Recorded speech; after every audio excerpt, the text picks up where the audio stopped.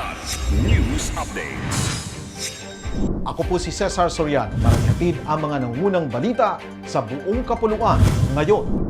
Naaresto na ng Quezon City Police District o QCPD ang driver ng police mobile na sangkot sa isang vehicular crash incident na ikinasawi ng 5 persons under police custody o PUPC noong Abril 24 sa Payatas, Quezon City.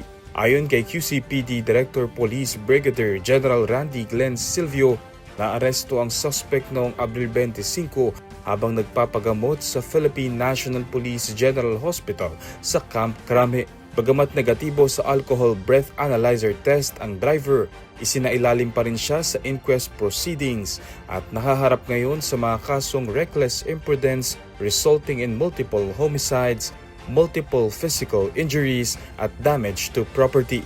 Samantala nananatili sa ospital ang isang sugatang preso ngunit nasa stable condition na. Tiniyak din ng QCPD ang patas na investigasyon at pagpapaabot ng tulong sa mga apektadong individual at mga naulilang pamilya. Naglunsad ng hiwalay na investigasyon ang Commission on Human Rights o CHR sa madugong engkwentro noong April 19 sa Toboso, Negros Occidental na ikinasawi ng 19 na katao, kabilang ang UP student leader Alisa Alano, community journalist RJ Ledesma, Maureen Kiel Santuyo, Errol Wendell, at mga Amerikanong sina Lyle Frijoles at kay Dana Rene Sorem. Ayon sa National Task Force to End Local Communist Armed Conflict o NTF-ELCAC, kabilang umano sa armadong grupo ang mga nasawi ngunit kinwestiyon ito ng human rights at Philam groups na iginiit na may sibilyang biktima. Binigyang diin ng CHR na dapat beripikado at dumaan sa due process ang pagtukoy kung combatant o sibilyan ng mga nasawi at sa alinmang pagdududa ay ituring silang sibilyan. Kasabay nito, iniulat ang malawakang paglikas ng mga residente sa apektadong lugar. Nanawagan ng CHR ng agarang humanitarian aid, buong kooperasyon sa investigasyon at pananagutan sa sinumang mapatunayang lumabag sa batas.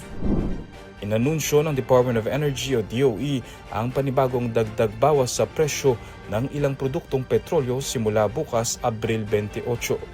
Sa pinakahuling advisory, may bawas singil na 12 pesos and 94 centavos sa kada litro ng diesel at 15 pesos and 71 centavos naman ang itatapyas sa kada litro ng kerosene. Bagya namang tataas ang presyo ng gasolina sa 53 centavos kada litro.